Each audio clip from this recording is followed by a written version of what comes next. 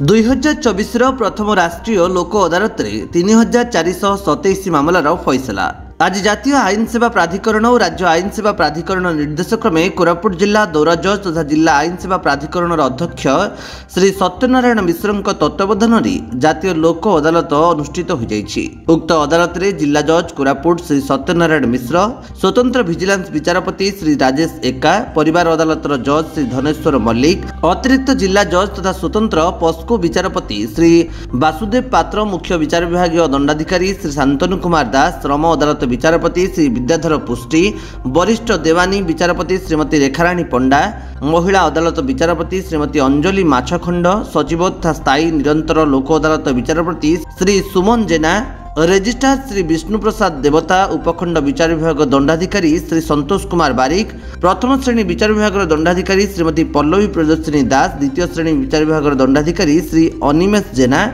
एवं सुश्री सस्मिता मिश्र प्रमुख जयपुर मुख्यालयर विभिन्न बेंच रे उपस्थित रही पृथक भावे कोर्ट करी मकदमा फैसला करथिले। सेहीपरि कोरापुट, कोटपाड़, लक्ष्मीपुर, सेमिलीगुड़ा, बोरीगुमा, दशवंतपुर और लमतापुर रहितबा कोर्ट परिसर रे मध्य राष्ट्रीय लोक अदालत अनुष्ठित होइतिला। तत्संगे संगे कोरापुट और जयपुर उपजिल्लापाल और जिलार समस्त तहसिलदार मानक द्वारा मध्य राष्ट्रीय लोक अदालत रे राजस्व विवादर फैसला करा जायतिला।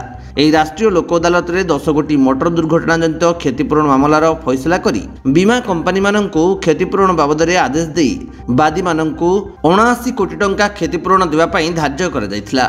सेहीपरि 12 कोटी पारिवारिक वैवाहिक विवादर फैसला करा जाई 19,07,000 टंका धार्य करा जायतिला। 8 कोटी सालिस योग्य फौजदारी मामला 19 कोटी देवानी मामलार फैसला करा जाई 35,711 टंका धार्य होइतिला।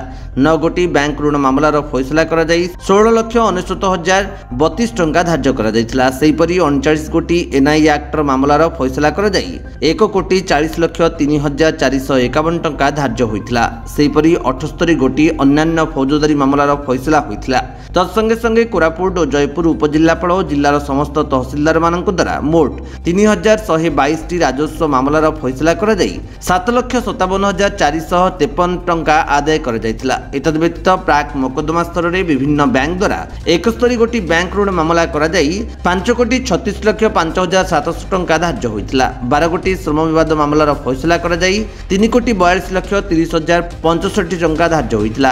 11 कोटी लोक उपयोगी सेवा विवादर 36 कोटी अन्यान्य जेपरि परिवहन, जमीजुआ, वैवाहिक और टेलीकम विवादर फैसला करा जाई 4,42,043 टंका धार्य करा जायतिला। सेहीपरि भावे प्रथम राष्ट्रीय लोक अदालत रे मोट 3,427 मामलार विचार होई 31 कोटी 53,05,655 टंका धार्य होइतिला। एही राष्ट्रीय लोक अदालत रे पृथक पृथक बेंच रे विचारपति मानक सहित आईनजीवी श्री शशानंद मिश्र, श्री आनंद रथ, श्री गुप्त प्रसाद सावत, श्री पी ब्रह्मानंदम, श्री सुधीर कुमार पाढ़ी, श्री त्रिनाथ सिंह लाल, सुश्री मनोजमाला दीनबंधु, श्री शुभेन्दु मिश्र, श्री दिवाकर गौड़, श्री चंदन नायक, श्री निर्भीक सामंतराय प्रमुख उपस्थित थिले। सेहीपरि जयपुर वकील संघर आईनजीवी वृंद, कोर्ट और जिला आईन सेवा प्राधिकरण कर्मकर्ता सहयोग रे अदालत कार्य सुफल रूपे निर्वाह होतिला।